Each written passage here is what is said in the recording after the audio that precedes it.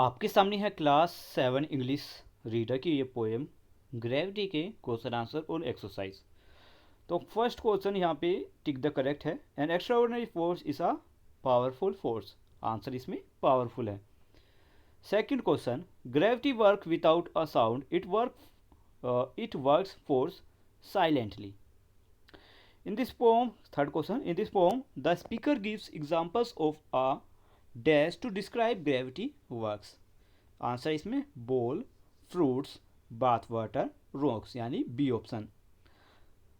Number 4, according to the speaker, if he lands on another star it would be a scary यानी डरावना, cold and dark place.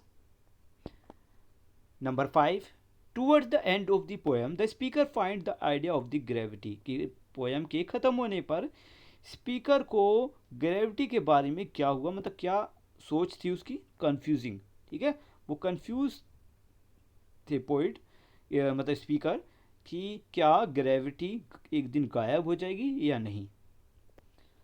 Question number 1, what was the speaker thought about gravity at school. ठीक है, कि speaker को gravity के बारे में school में क्या सिखाया गया। The speaker thought about gravity an extra ordinary force that hold the universe together and keep the planet on course.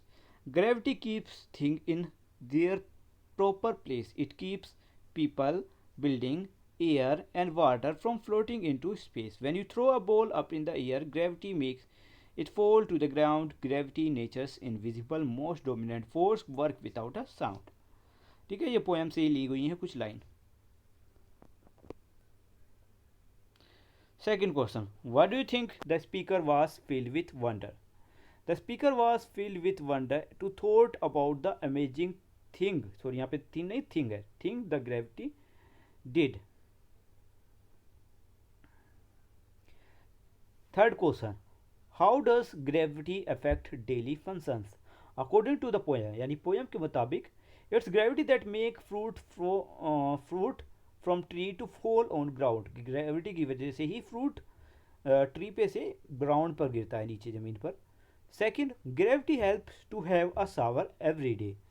Third, moon orbit earth because of gravity, कि मून अर्थ के चक्कर ग्रेविटी की वजह से लगाता है। नेक्स्ट है, gravity grabs rock from a passing comet to bring a meteor shower, कि ग्रेविटी नज़दीक से गुजर रही कमेट्स के रॉक्स को अपनी तरफ खींच लेती है, जिससे कि मीटियोर शावर होता है। Fourth question, why was the speaker terrified.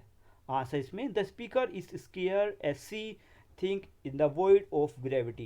She might float into the space and end up on the land which is on other planet, taking her away from her homeland and family. Speaker को इस बात से डर है कि अगर एक दिन ग्रेविटी गायब हो जाती है तो वो इस अंतरिक्ष में तैरने लगेगी या किसी दूसरे प्लेनेट पर पहुंच जाएगी, जो कि उसके घर से, उसके परिवार से बहुत ज़्यादा दूर होगा। Answer 3, answer the question with the reference to the context. Gravity keeps thing in their proper place. Who said this word to whom, ये वर्ड किसने कहे, किसको कहे, ये टीचर ने स्टूडेंट्स को बताए थे। B question, why is gravity essential in the world, कि ग्रेविटी की ज़रूरत क्यों है, क्योंकि ग्रेविटी हर चीज़ को उनकी सही जगह पर रखती है। Because gravity keeps thing in their proper places. C question, when did the speaker learn about gravity, कि स्पीकर ने ग्रेविटी के बारे में कब सीखा। Yesterday at school from the day child said this there this poem. ठीक है, this आएगा यहाँ पे कि स्कूल में कल के दिन, ठीक है, कल स्कूल में ये बच्चे ने ग्रेविटी के बारे में सीखा उस दिन से जिस दिन ये पोएम बताई गई है, उससे एक दिन पहले। Second, if she is not I can not bear to think of my plight. Question A, who said this word, a young child. ठीक है, ये एक यंग चाइल्ड ने कही थी। Who is she, she is the mother of child who yesterday learn about gravity. C question, why can not the speaker bear, कि speaker क्या सहन नहीं कर सकता। The speaker can not bear a situation without gravity, कि वो हालात जो ग्रेविटी के बिना होंगे वो स्पीकर नहीं सहन कर सकता। थिंक एंड आंसर एक्स, ठीक है। तो हाँ क्वेश्चन है, sitting example from the poem explain what might go wrong in gravity disappears, कि ग्रेविटी के गायब होने के बाद क्या क्या गलत बुरा होगा। The gravity disappear, the water will flow in the air, fruit will not fall in the ground, every one fly in to air, float in space and landed on another star which is cold scary and dark. कि अगर gravity नहीं होगी तो पानी भी हवा में ऊपर उड़ने लगेगा, फल भी नीचे नहीं गिरेंगे, फल सब्जियां, और हर कोई हवा में होगा या किसी अंतरिक्ष में तैर रहा होगा, और जाके किसी ऐसे प्लेनेट पर जा गिरेगा जो बहुत ठंडा होगा, डरावना होगा या अंधेरे से घिरा होगा। Second question, what do you think in is the age of the speaker, कि स्पीकर की एज यहाँ पर क्या हो सकती है। The age of the speaker is around 10 year और समथिंग, कि 10 साल के आसपास उस बच्चे की एज हो सकती है।